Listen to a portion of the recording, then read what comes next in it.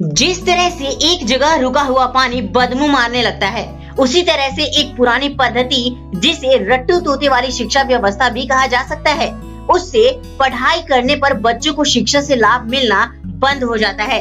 यही कारण है कि भारत में समय समय पर शिक्षा नीति को बदला जाता रहा है। भारत में सबसे पहली शिक्षा नीति पूर्व प्रधानमंत्री इंदिरा गांधी ने 1968 में शुरू की थी। इसके बाद अगली नीति राजीव गांधी की सरकार ने 1986 में दूसरी शिक्षा नीति बनाई, जिसमें नरसिम्हा राव सरकार ने 1992 में कुछ बदलाव किए थे। इस तरह से वर्तमान में भारत में 34 साल पुरानी शिक्षा नीति चल रही थी, जो कि बदलते परिदृश्य के साथ प्रभावहीन हो रहा था। यही कारण है कि वर्ष 2019 में मानव संसाधन विकास मंत्रालय ने नई शिक्षा नीति का ड्राफ्ट तैयार कर जनता से सलाह मांगी थी। आज की इस वीडियो में हम बात करेंगे न्यू एजुकेशन पॉलिसी 2020 के कुछ इम्पोर्टेंट पॉइंट्स पर। बने रहिए इस वीडियो के साथ एंड वीडियो को अंत तक। और साथ ही मेरा आपसे एक बहुत ही छोटा सा रिक्वेस्ट है कि अगर आपने अभी तक मेरे चैनल को सब्सक्राइब नहीं किया है तो नीचे रेड कलर के सब्सक्राइब बटन पे क्लिक कर दे। चलिए आज की वीडियो शुरू करते हैं। भारत की नई शिक्षा नीति 2020 को प्रधानमंत्री नरेंद्र मोदी की अध्यक्षता में कैबिनेट ने 29 जुलाई को मंजूरी दी है। इस नई शिक्षा नीति का मसौदा पूर्व इसरो प्रमुख के कस्तूरीरंगन की अध्यक्षता में विशेषज्ञों की एक समिति ने तैयार किया है।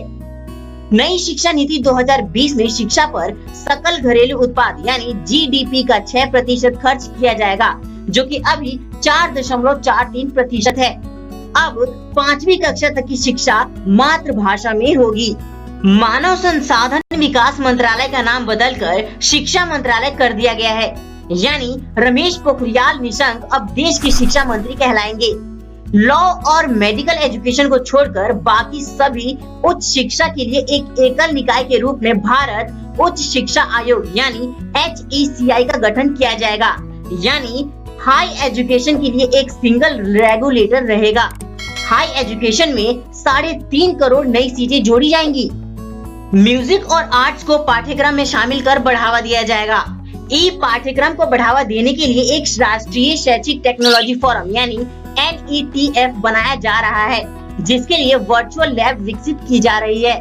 वर्ष 2030 तक उच्च शिक्षा में सकल नामांकन अनुपात यानी GER ग्रॉस एनरोलमेंट रेशियो 50% पहुंचाने का लक्ष्य है, जो कि वर्ष 2018 में 26.3% था। नई शिक्षा नीति 2020 का सबसे इम्पोर्टेंट पॉइंट है मल्टीपल एंट्री और एग्जिट सिस्टम लागू होना। अभी यदि कोई स्टूडेंट 3 साल इंजीनियरिंग पढ़ने या 6 सेमेस्टर पढ़ने के बाद किसी कारण से आगे की पढ़ाई नहीं कर पाता है तो उसको कुछ भी हासिल नहीं होता है। लेकिन अब मल्टीपल एंट्री और एग्जिट सिस्टम में 1 साल के बाद पढ़ाई छोड़ने पर सर्टिफिकेट, 2 साल के बाद डिप्लोमा और 3-4 साल के बाद पढ़ाई छोड़ने के बाद डिग्री मिल जाएगी। इससे देश में ड्रॉप आउट रेशियो कम होगा।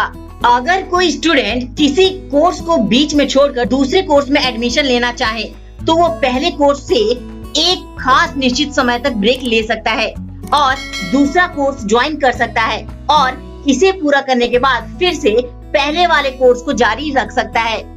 अभी सेंट्रल यूनिवर्सिटीज, डीम्ड यूनिवर्सिटीज और स्टैंड अलोन इंस्टीट्यूशंस के लिए अलग अलग नियम है। नई एजुकेशन पॉलिसी 2020 में सभी के लिए समान नियम होंगे। देश में शोध और अनुसंधान को बढ़ावा देने के लिए अमेरिका के NSF यानी नेशनल साइंस फाउंडेशन की तर्ज पर एक शीर्ष निकाय के रूप में नेशनल रिसर्च फाउंडेशन की स्थापना की जाएगी। NRF की स्थापना का मुख्य उद्देश्य विश्वविद्यालयों के माध्यम से शोध की संस्कृति को बढ़ावा देना है। ये स्वतंत्र रूप से सरकार द्वारा एक बोर्ड ऑफ गवर्नेंस द्वारा शासित होगा और बड़े प्रोजेक्टों की फाइनेंसिंग करेगा। तो ये थे भारत की न्यू एजुकेशन पॉलिसी के बारे में कुछ इम्पोर्टेंट पॉइंट। उम्मीद है कि इस नई शिक्षा नीति से देश में रोजगार परक शिक्षा को बढ़ावा मिलेगा और रटकर पढ़ने की संस्कृति से हम स्टूडेंट को छुटकारा मिलेगा। उम्मीद करता हूँ दोस्तों कि ये वीडियो आपको पसंद आया होगा। साथ ही अगर आपने मेरे चैनल को अभी तक सब्सक्राइब नहीं किया है तो नीचे रेड कलर के सब्सक्राइब बटन पे जल्दी से क्लिक कर दे। फ्रेंड्स, इस वीडियो में अब तक के लिए इतना ही। मिलते हैं अपने नए वीडियो में एक नए टॉपिक के साथ। तब तक के लिए bye bye and take care.